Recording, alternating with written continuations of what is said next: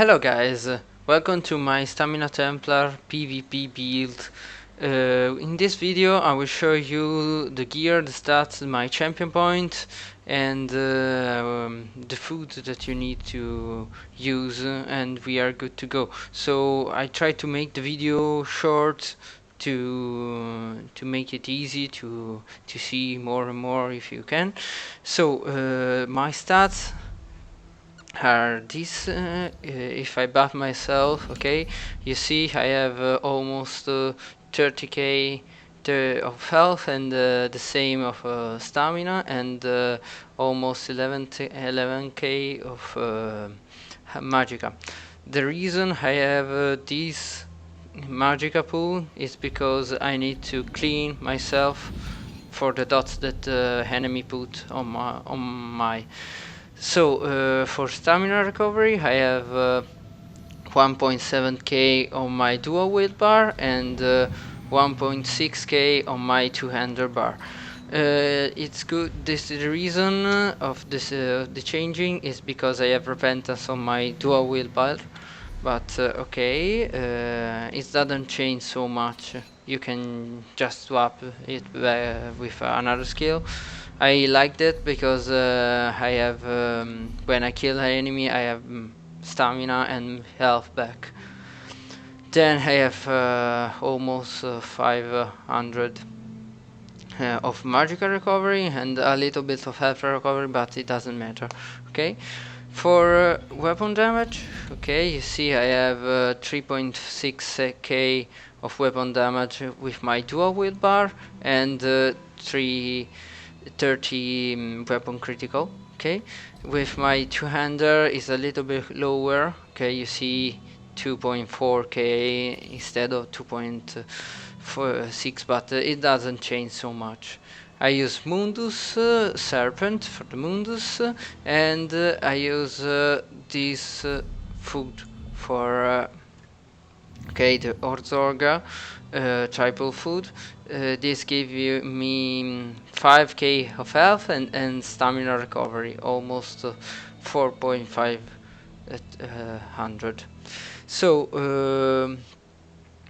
this is how the gear. Okay, sorry, the stats. My gear is a two-piece blowspawn.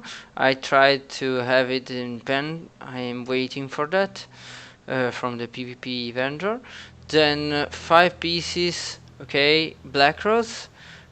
All impenetrable, of course. 2 pieces enchanted with 3 stat glyphs. The other piece are health glyphs. Okay, you see, all impenetrable. Then 3 glyphs agility, all enchanted with weapon damage, and the milestone weapon. I prefer mace instead of two-hander or axe, but it's the same. Just try to have it in sharpness trait. And 2 maestro packs sharpness. These are really important because you can put bleed, okay, with this passive of the dual wield. You see here, you can bleed. Each axe gives you melee attacks of 8% chance to bleed enemies with 9.8k physical damage over the 6 seconds. And these bleeds will go through the shields. Okay, this is important. Okay, for my skills, I have on my dual wield bar I have vigor. Here is my most healing. Okay, I have binding javelin. This is a good CC. You can use it from far away. You see the range is 38 meter. I don't. I have okay. Sorry, forgot to put this.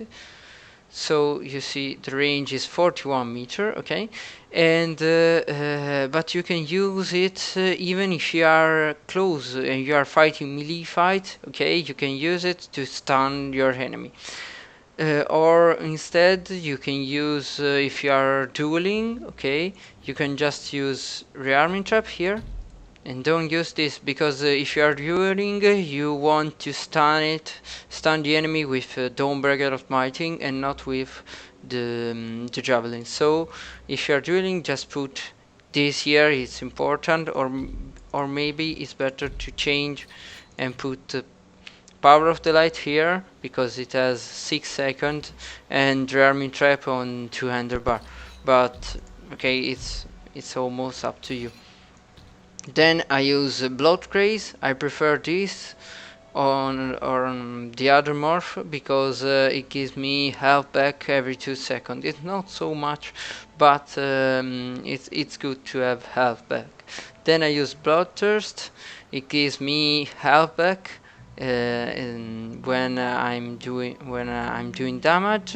It gives me the 66-65% of the damage I cause. So when they are lower health, you almost immortal because you do a lot of damage, because dual wield does more damage against the enemy under the 25 health, you see, and you will heal from this ability. Then I use Repentance, you see, for more regen, and the health and stamina restore when you kill an enemy. For ultimate I use Dawnbreaker of Smiting.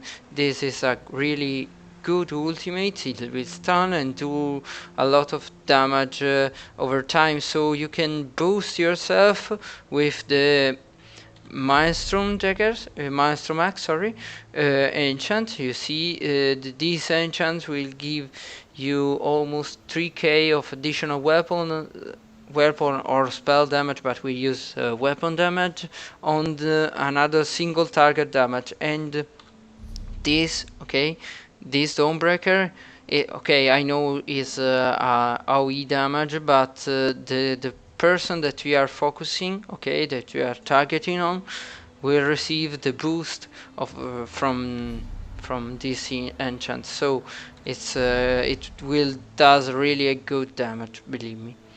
Then from my 200 bar I use Stampede. It's a good gap closer and reduce the movement speed, okay, for 60% for 8 seconds. So it's really good. Then I use Extender Ritual. It's really good to clean up my debuff, and it will give me where it is, okay, Sacred Ground. It will increase my healing down by 25%. So for this, okay, my vigor, my bloodthirst, my blood grace will heal me more, and that's the reason it's really important to have it. Okay, then I use Executioner, my finisher. I use Power of the Light to debuff their physical resistance, okay, and to stack the damage. If you are fighting against a tanky enemy, you have to try to stack your damage, okay. Just use this, then do a lot of damage, put dots, do a lot of damage, and when this dot is going off, just use Dawnbreaker, because this will do 22% of additional damage, okay. So you will do almost 9k. You see, maximum damage is 18k, but in PvP are half of that. So you will do 9k of damage more. And if you stuck with Dawnbreaker, he will be stunned, he can't block, and believe me, the health will go down fast. Then I use Rally, is my buff and my healing. Remember to use after time you use it, because it will heal you more the time pass, okay. Then I use Empowering Sweep. This is really good if you are facing against a lot of enemy, because it reduces their damage, okay. So you are tanky, you can heal from this ability, from this ability, and from this ability. Okay, so and more from this if you are standing on this. So if you use that, you are almost immortal. And if you can, okay, you can use, okay, just these two pieces instead of blowspawn. Okay, these are really good if you want to be more tanky, because you see this second item will increase the healing for all from all the sources as for 30%, and this is really good, because it's stuck with this okay, this, because so you almost reach 55% of healing increased. If you want to be tanky, more tanky, okay, just put this.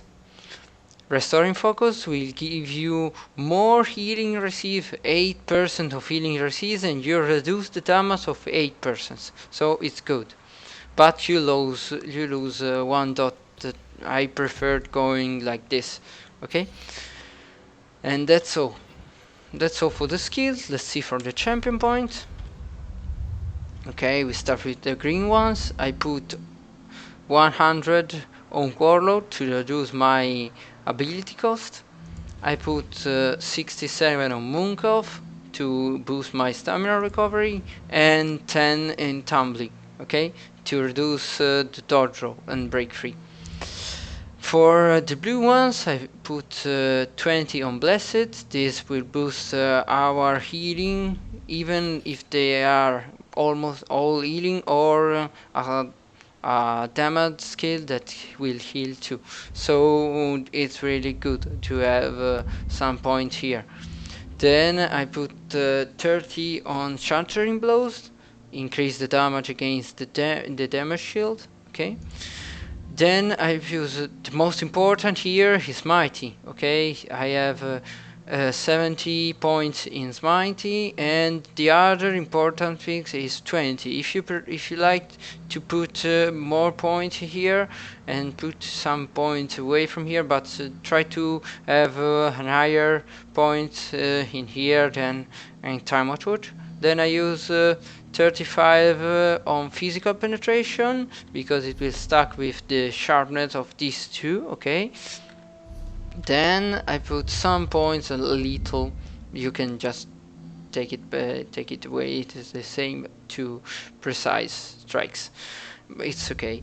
Then 32 in resistance to increase my my critical resistance. Then 60 and 60, okay, to harden the elemental defender to have these passive unchained, because it will reduce the cost of any stamina ability for 80% for 3 seconds after a breaking free. Okay, so it's really good to have it. Then I have 25 points on quick recovery to increase my healing, and that's all, guys. So you see, if you like the build or if you have something to ask, just put a comment on it, and I will answer. If you like it, just press the like button, and just subscribe. I will make more build video sooner. Okay, guys, goodbye, see you.